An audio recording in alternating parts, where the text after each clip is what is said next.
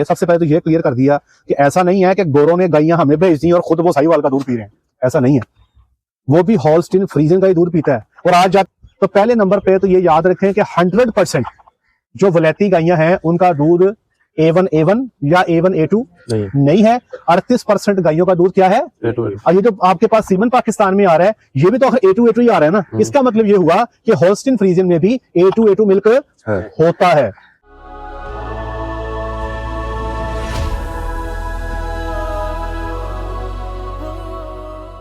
जी बिस्मिल्लाहिर्रहमानिर्रहीम, अस्सलाम वालेकुम वरहमतुल्लाहि वबरकातुहू। मेरा नाम है डॉक्टर मोहम्मद मुज़म्मिल हसन। एक नए सेशन के साथ आपकी खिदमत में हाजिर हैं। तमाम तारीफ़ें अल्लाह पाक के लिए जिसने मुझे आपको पूरी कायनात को बनाया। मेरे साथ मिलकर दरूद शरीफ पढ़ लें। अल्लाहुम्मा सल्ली अला मुहम्मद व अला आलि मुहम्मद कमा सल्लैता अला इब्राहीम व अला आलि इब्राहीम इन्नका हमीदुम मजीद।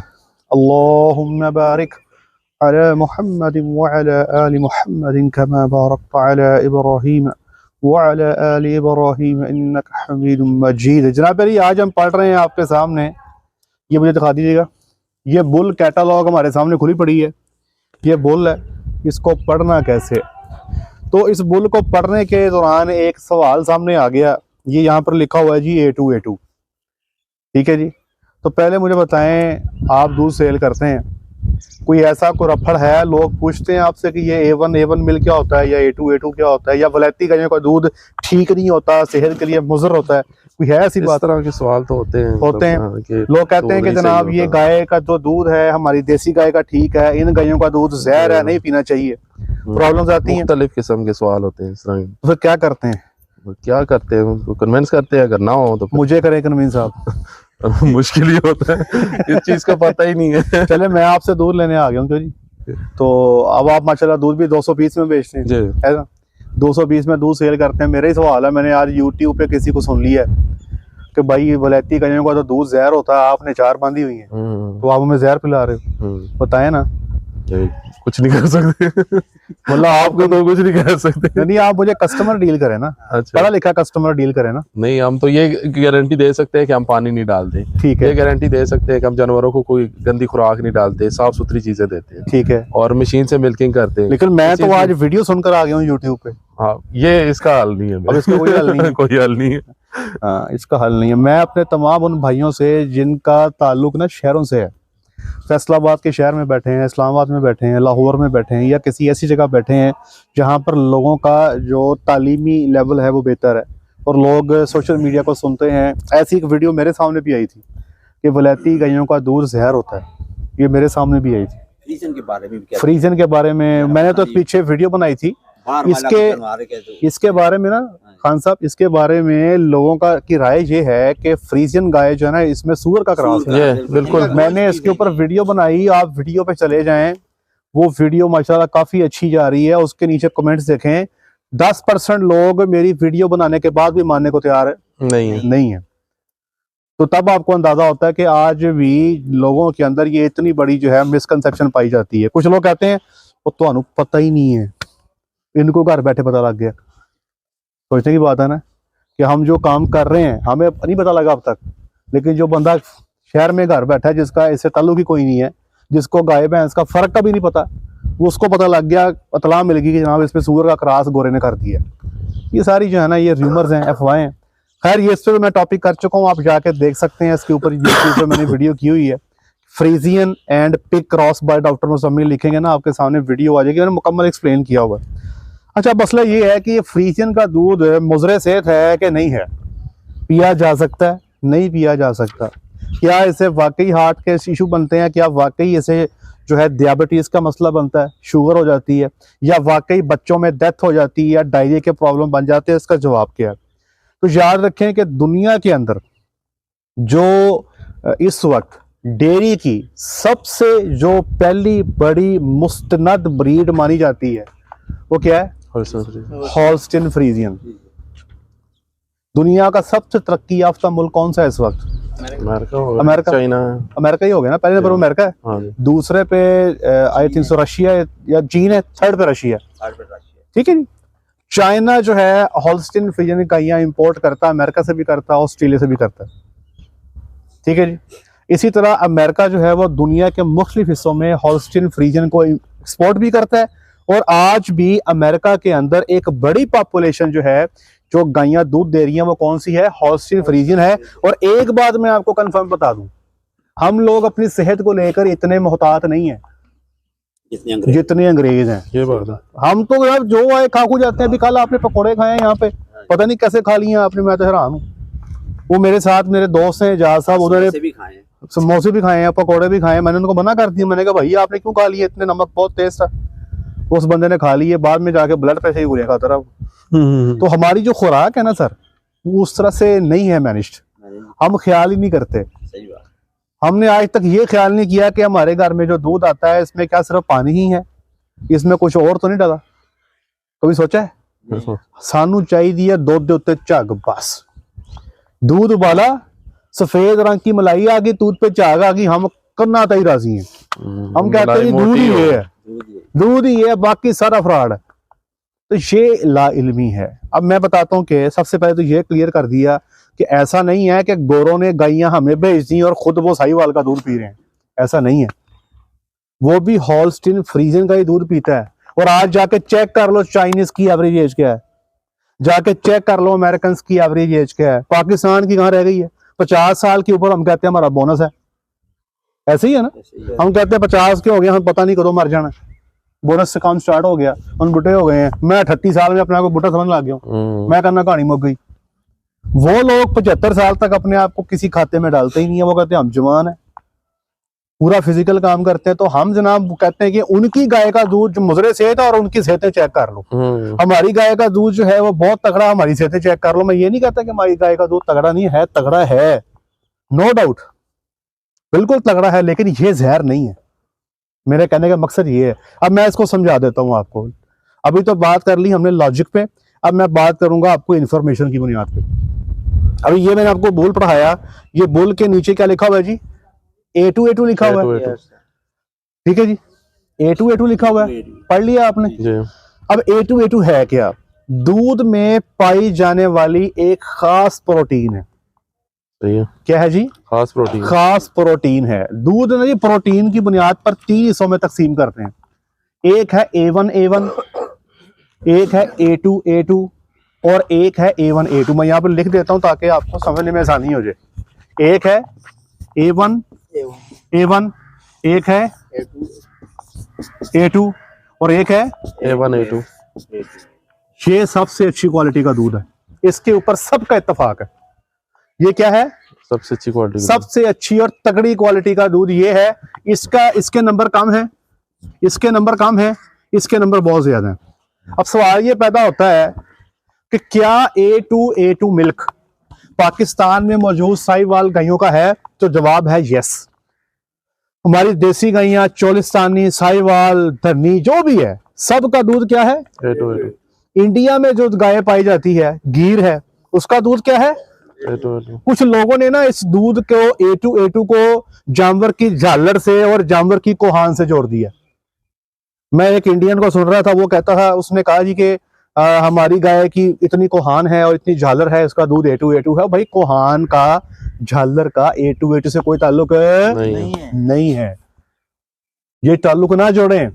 अगर इस ताल्लुक की बुनियाद पे फैसला करेंगे तो दुनिया में जितनी भी गायें आपके पास बगैर कोहान के, जैसे हॉल्स्टीन फ्रीजियन की कोहान नहीं होती, तो फिर A2 नहीं होनी चाहिए। लेकिन अब डाटा सुन लें, मेरी ना माने, गूगल पे चले जाएं, सर्च करें। 38%, कितनी जी? 38% हॉल्स्टीन फ्रीजियन, इसका दूध क्या है? A2 है। ये डाटा है, पब्लिश्ड है, जाएं गूगल पे सर्च कर लें, मेरी बात ना माने, खुद इसको पढ़ लें। और पाकिस्तान के अंदर मैं आज भी अप्रिशिएट करूंगा, लाइफ स्टॉक ने एक पॉलिसी बनाई, पंजाब की हद तक मुझे अंदाजा है, जो बाकी प्रोविंसेस हैं, सिंध है, बलोचिस्तान है, KPK है, मुझे उसका अंदाजा नहीं है, मैं उसकी पॉलिसी को नहीं जानता। मैं पंजाब के हवाले से, नसीम सादक साहब यहाँ पर आए और उन्होंने लाइफ स्टॉक में एक दफा हलचल पैदा कर दी। तब एक कानून बना यहाँ पे कि पाकिस्तान में जिस बुल का भी सीमन आएगा वो क्या होगा? A2A2। पंजाब में A2A2 होगा। अगर आप पंजाब में किसी ऐसे बुल को ले आते हो जिसका सीमन A1A1 है या A1A2 है, तो आप एक कानूनी गैर कानूनी काम करेंगे, जुर्म है। पंजाब में अगर आप A2A2 बुल इस्तेमाल नहीं करते तो क्या कर रहे हैं? आप क्राइम कर रहे हैं। और इस काम को स्टार्ट हुए को काफी अरसा हो गया, कई साल हो गए। मेरी बात समझ गए?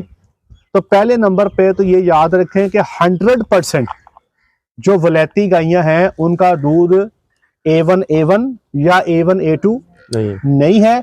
38% गायों का दूध क्या है? A2A2। और ये जो आपके पास सीमन पाकिस्तान में आ रहा है, ये भी तो आखिर A2A2 ही आ रहा है ना। इसका मतलब ये हुआ कि होल्स्टीन फ्रीजियन में भी A2A2 मिल्क होता है। ठीक हो गया जी।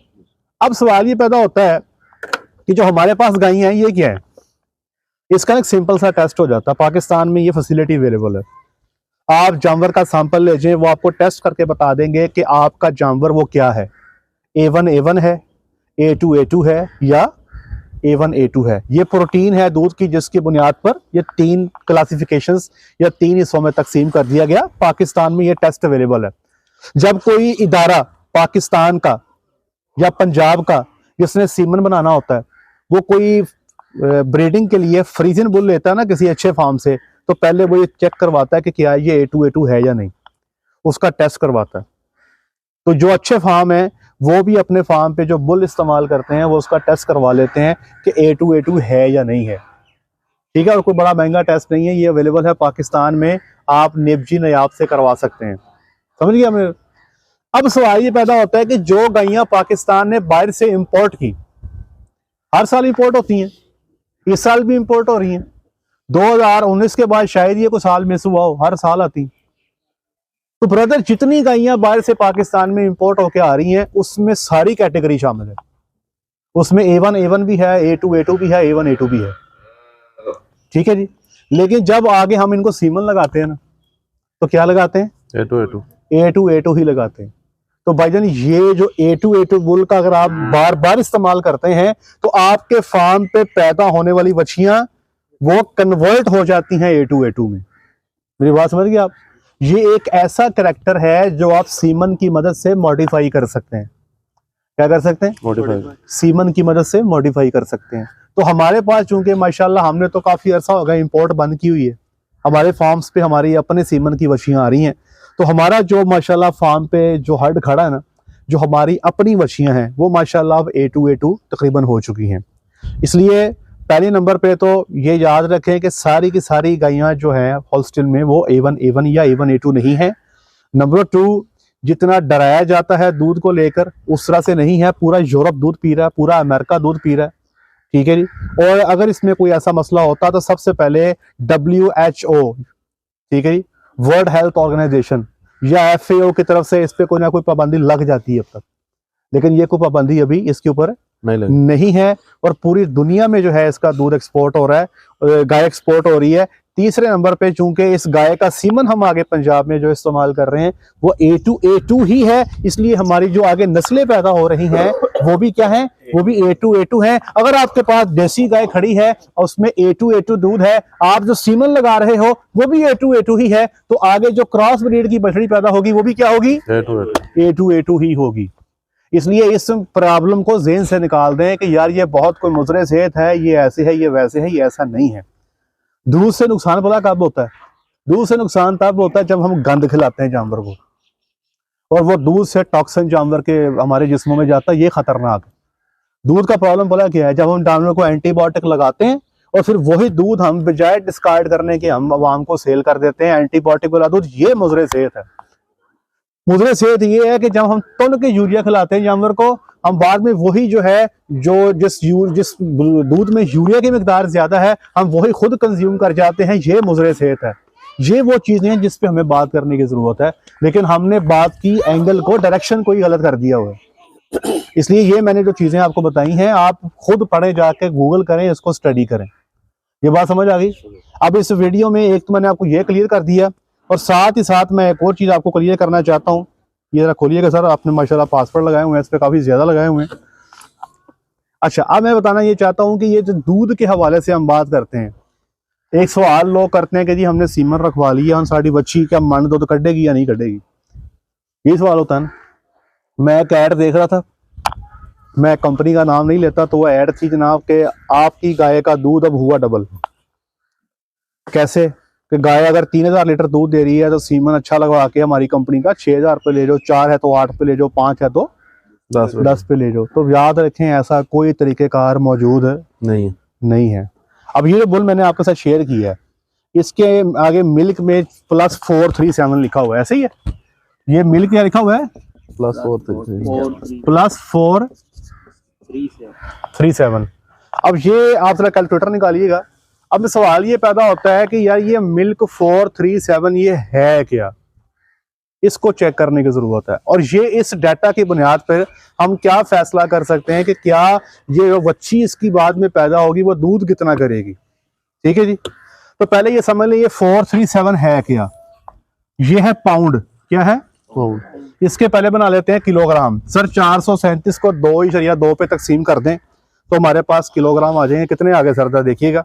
198 केजी, 198 किलोग्राम। ठीक है जी।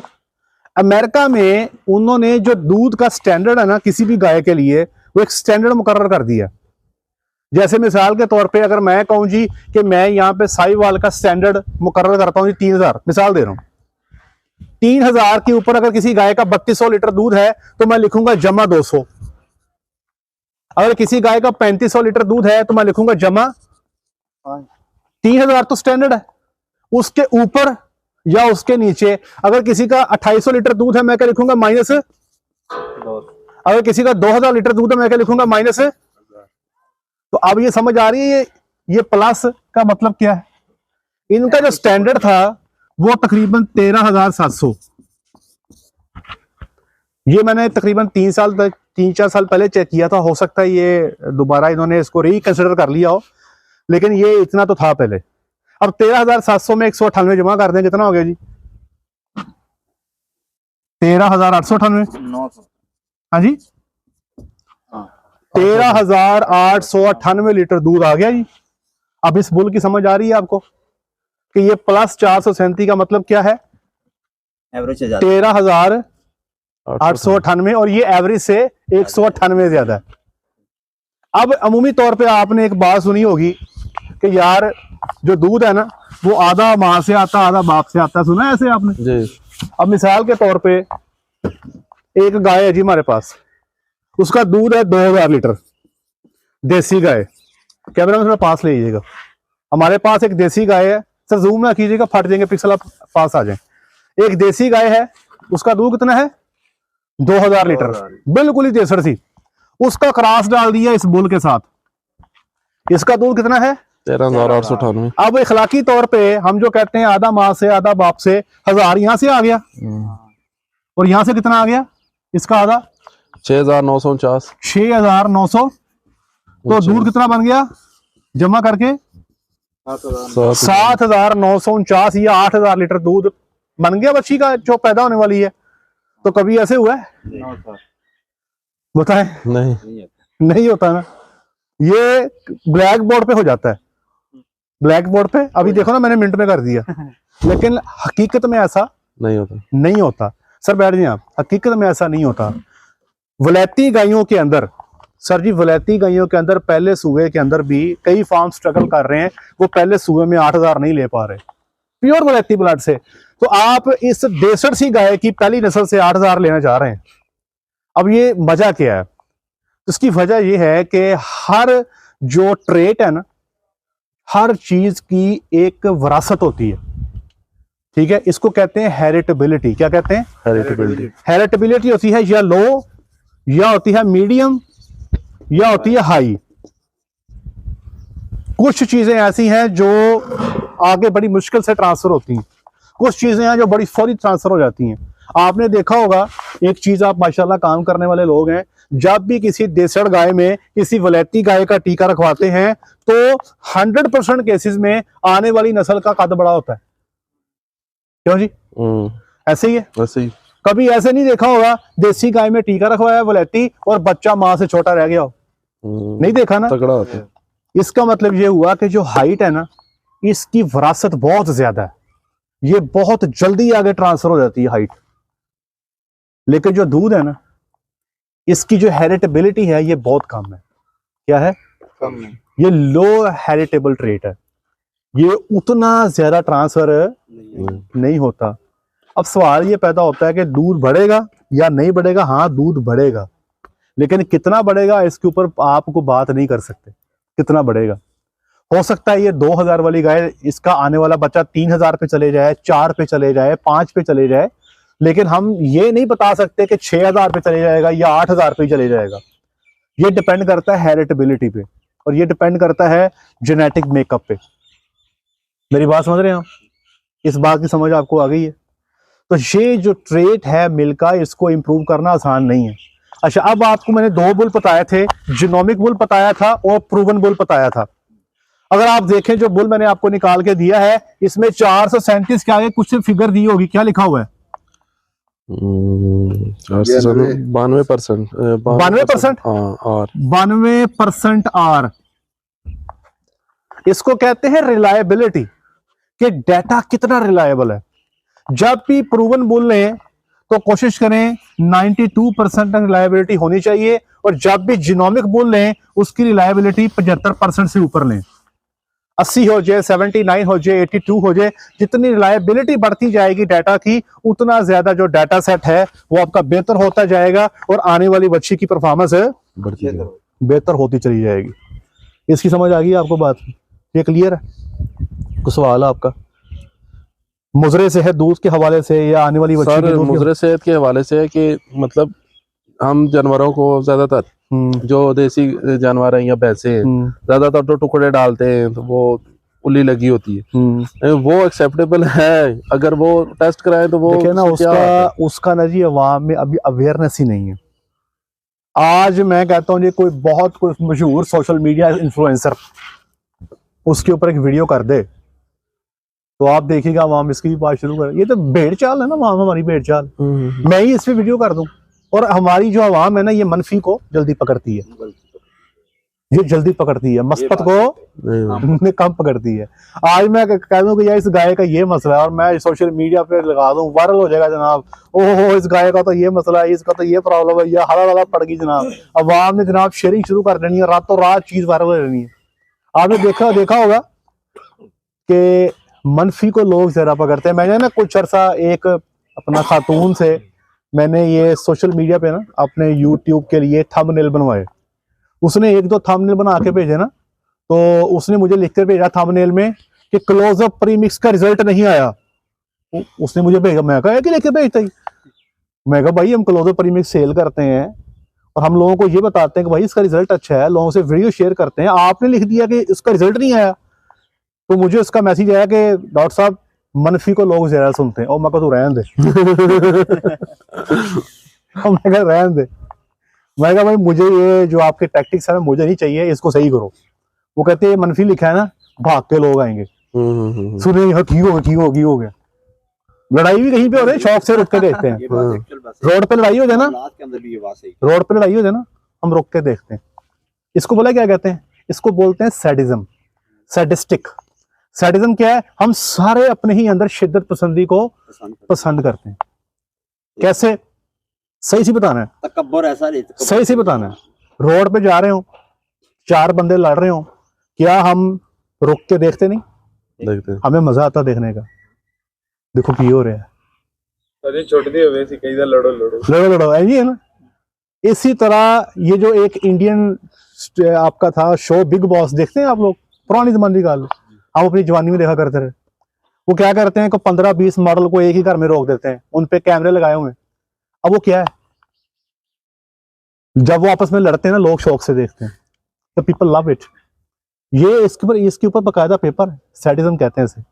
इसी तरह अगर कोई मनफी खबर है ना, लोग शौक से सुनते हैं, ओए ये हो गया, ठीक है, शिद्दत पसंदी जी। तो ये चीज जो है ना, ये नेचुरल है, लोग इसकी तरफ। अब जैसे किसी ने लगा दिया वलैती गायों का तो है दूध मसरे सेहत, सारे खोल के बैठ गए। सूर के साथ क्रास लग गया, सारे खोल के बैठ गए। ओ यार ये क्या हो गया? और फिर हमारे अंदर हमने कभी सोचा ही नहीं हमने इस पर तहकीक भी करनी है। हमें जो खबर मिलती है हम ऐसा सच आगे भेज देते हैं, कभी तहकीक का सोचा ही नहीं। हालांकि हुक्म दिया गया है कि तहकीक कर लिया करो। और मैं तब भी आप लोगों से कहता हूं कि यार जो मैं आप लोगों को बताता हूं ना, आप भी इसकी तहकीक कर लिया करो। आपको मैंने तरीकेकार तो बता ही दिया कि कौन सी चीज आपको कहां से तलाश करनी, तो इसको करना सीखें, इसकी तहकीक करना सीखें। आपको पता लगेगा कि जो हम बात बता रहे हैं वाकई सच है कि डॉक्टर साहब जबड़ियां छड़ी जा रहे हैं, बड़ियां छड़ी जा रहे हैं। ऐसे नहीं होना चाहिए। तहकीक अपने एंड पे जरूर किया करें। ये बात ठीक है जी? वो सवाल आपका जी। आज के लिए इतना ही। अपना ख्याल रखें, दुआ में याद रखें और बेफिक्र होकर वलैती गायों का दूध पिएं। 5 वक्त की नमाज बाजमात अदा करें। अस्सलामु अलैकुम वरहमतुल्लाहि वबरकातुहू।